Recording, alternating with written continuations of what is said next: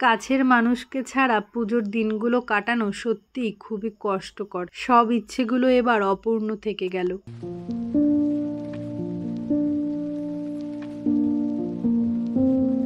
Hello friends, আশা করি সবাই ভালো আছো।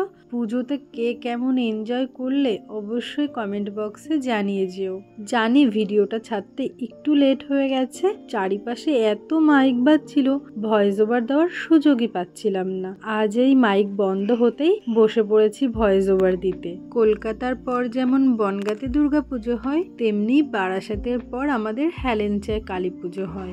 ছোট বড় সব মিলিয়ে ওই 10 থেকে 12টা প্যান্ডেল হয়। আগের ভিডিওতে তোমরা দেখেছো ছেলের চোখে একটু প্রবলেম হয়েছিল, তাই আর আমরা পুজোর পরপর ঠাকুর দেখতে বেরোইনি। ছেলের চোখটা একটু সারতেই ছেলের বায়না রাখার জন্য আমরা বেরিয়ে পড়েছিলাম আজকের এই দিনে ঠাকুর দেখার জন্য। এমনি সময় মা বাবা তেমন একটা কোথাও ঘুরতে যায় না। এই দুর্গাপুজোর একদিন আর কালী পুজোর একদিন আমারই ওনাদেরকে জোর করে নিয়ে আসতে হয় এই মেলাতে। ওনারা বলেন ওনাদের নাকি বয়স হয়ে গেছে, এই পুজো মেলা ঠাকুর দেখা এসব নাকি আর ওনাদের জন্য এখন নেই।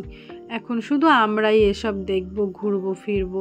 এটা কি মানা যায়? তোমরাই বলো। আমার মতে যতদিন তোমার শরীরে বল আছে, তুমি হাঁটতে চলতে পারছো, ততদিন তুমি এনজয় করে যাও, বয়স যাই হোক না কেন। যখন বিছানায় পড়বে তখন না হয় না ঘুরলে। আমি তো সেই নাছোড়বান্দা, মা বাবাকে ছাড়বই না। সেই দুজনকে বগল দাবা করে বেরিয়ে পড়েছি পুজোয় ঠাকুর দেখার উদ্দেশ্যে। আমাদের নিজেদের এখনো অনেক সময় পড়ে রয়েছে ঘোরার জন্য। নিজেরা চাইলে টুক করে আলাদাভাবে ঘুরেও আসতে পারবো, দুজনা বহু সময়ও কাটাতে পারবো। তা বলে কি নিজের ফ্যামিলির মানুষগুলোর মুখের দিক তাকাবো না? তাদের মুখে একটু হাসি ফোটাবো না? তাদেরকে একটু আনন্দ পেতে দেবো না?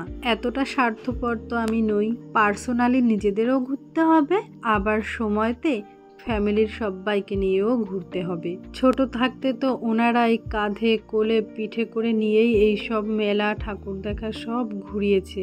আর আজ বড় হয়ে গেছি, স্বাবলম্বী হয়ে গেছি, তাই বুঝি আজ মা বাবাকে ছেড়ে একা একা ঘুরতে বেরিয়ে যাব? অনেকেই আমাকে বলে, তুই এত ফ্যামিলি করিস কেন? নিজেরটা ভাবতে পারিস না?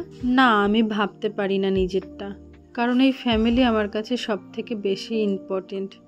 এই দুটো মানুষ যদি না থাকতো তাহলে আজ আমি এই পৃথিবীতেই আসতাম না, আমার কোনো অস্তিত্বই থাকতো না। আমি শুধু আমার মা বাবার কথা বলছি না, এখানে আমি আমার শাশুড়ি মায়ের কথাও বলছি।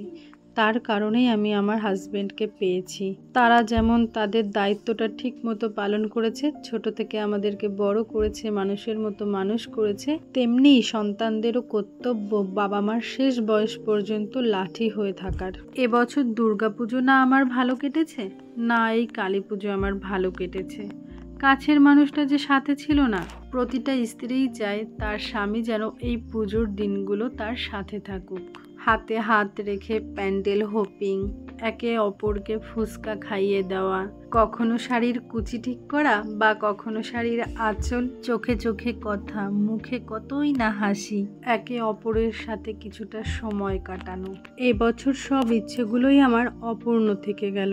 সব ইচ্ছেগুলো তোলা থাকলো কোনো এক অজানা পুজোর দিনের জন্য। আগের বছরগুলিতে সারা বছর কাজ করেছে আর পুজোতে বাড়িতে এসেছে।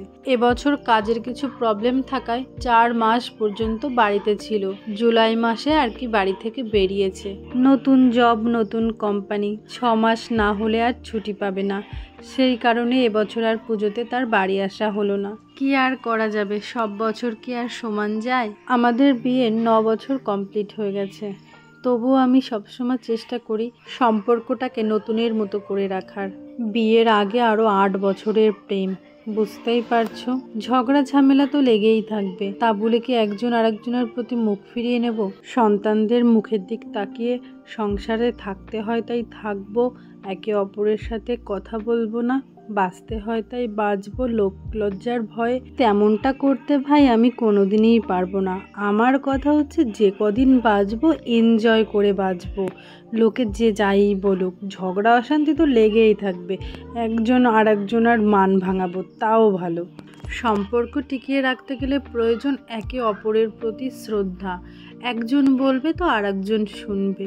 দুজনার প্রতি দুজনার বিশ্বাস, কেয়ার ও রেসপেক্ট। যে সম্পর্কে সেলফ রেসপেক্ট থাকে না সেই সম্পর্ক সত্যিই বেশি দিন টেকে না। কিছু কিছু পুরুষদের একটা ধর্ম আছে, বউ কিছু বললেই ভাবে বউ হয় লেকচার দিচ্ছে, না হলে বউ বেশি কথা বলছে। কখনো তারা মন দিয়ে ভেবে দেখে না যে বউ তাদের ভালোর জন্যই বলছে। কারো বউর কথা শোনা মানেই বউর গোলামি নয়, বরং নিজের সম্পর্কের প্রতি রেসপেক্ট থাকা। 6টা প্যান্ডেল দেখতে না দেখতেই রাত 12টা বেজে গেছে। মায়ের এদিকে পায়ে ব্যথা, ছেলেও আর হাঁটতে পারছে না। অমনি মার শুরু হয়ে গেছে, আর ঠাকুর দেখতে হবে না, সব ঠাকুরই তো একই ঠাকুর, অনেক রাত হয়েছে, এবার বাড়ি চল। তারপর আর কি বেরিয়ে পড়লাম বাড়ির উদ্দেশ্যে। ছেলে তো ওই যে দাদুর কোলে উঠে বসে আছে, আর সে নামবে না। টোটোতে উঠতেই অমনি ঘুমন্ত অবস্থায় কোলে করে এই বাড়ি পর্যন্ত আসা। আমার হাল পুরো টাইট। আজ এই পর্যন্ত। কেমন লাগলো ভিডিওটি অবশ্যই লাইক কমেন্ট শেয়ার করে জানিও। দেখাবে নেক্সট ভিডিওতে। টাটা।